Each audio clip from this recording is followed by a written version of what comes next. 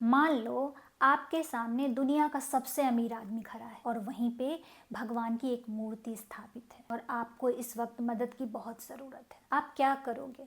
उस अमीर आदमी से मांगोगे जो तुरंत ही आपकी मदद कर देगा, या फिर उस भगवान से जो प्रत्यक्ष रूप से दिखाई तो नहीं दे रहा है, बस उसके लिए आपके मन में विश्वास है? आप सब इस सवाल का जवाब ढूंढो, तब तक मैं आप सबको एक कहानी सुनाती हूँ। जी हाँ दोस्तों, मैं हूँ कल्पना और मैं दिल से स्वागत करती हूँ आप सभी का मेरे इस चैनल पर। एक समय की बात है, एक राजा था जो बड़ा धार्मिक था और उसने एक बड़े भव्य मंदिर का निर्माण कराया और रोज उस मंदिर में दर्शन करने जाता।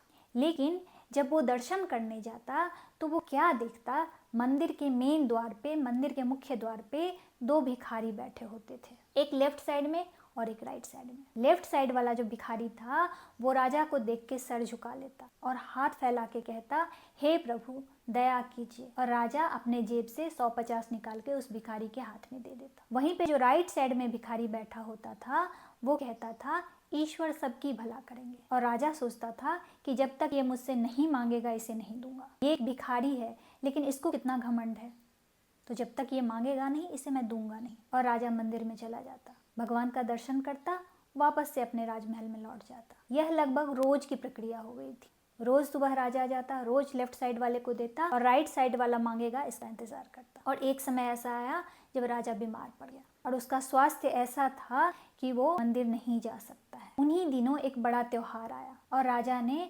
अपने राज्य में बहुत सारे लोगों को दान दक्षिणा देने के लिए बुलाया। तभी राजा को उस लेफ्ट साइड वाले भिखारी की याद आई और राजा ने अपने मंत्रियों को कहा कि सैनिकों को भेज के उस लेफ्ट साइड वाले भिखारी को कुछ स्वर्ण मुद्राएं और कपड़े और बहुत सारा अन्न दान में दे के आने बोलो। मंत्रियों ने सैनिकों को भेजा और बोले, महाराज आपके कथन अनुसार हमने उस लेफ्ट साइड वाले भिखारी की मदद कर दी, दान दे दिया। राजा बहुत खुश हुआ और मन ही मन सोचने लगा कि आज राइट साइड वाला भिखारी सोच रहा होगा कि मैंने राजा से नहीं मांग के कितनी बड़ी गलती कर दी है। और राजा बहुत खुश हुआ। 2-4 दिन फिर से बीत गया।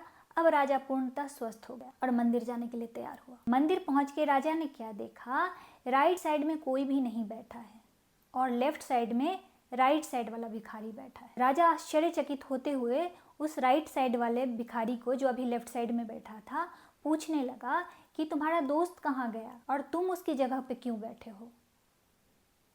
तो उस भिखारी ने कहा, महाराज आप कुछ दिन से नहीं आ रहे थे ना, तो मेरे दोस्त को कोई भिक्षा नहीं मिल रही थी, इसलिए वो दूसरे मंदिर में भीख मांगने चला गया। और वो उस साइड में कुछ दिन पहले एक बहुत बड़ा सर्प दिखा था, जिसके भय से मैं इस साइड आके बैठने लगा, और वो अब मुझे आने की जरूरत भी नहीं है। वो आपके द्वारा भगवान ने मेरी इतनी मदद कर दी है कि अब मैं भीख नहीं मांगूंगा।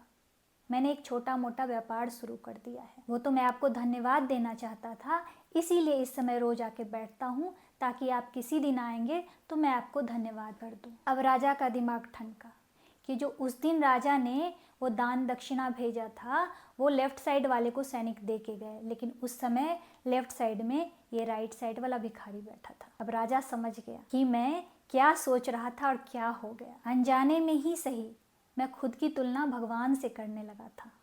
मेरे अंदर घमंड आ गया था और मैं ये सोचने लगा कि मैं इसकी मदद कर सकता हूँ, ये जब तक मदद मांगेगा नहीं मैं मदद करूँगा नहीं। लेकिन इसने मुझसे मदद नहीं मांगी, इसने साक्षात परमपिता परमेश्वर से मदद मांगी और मैं 150 से मदद करता।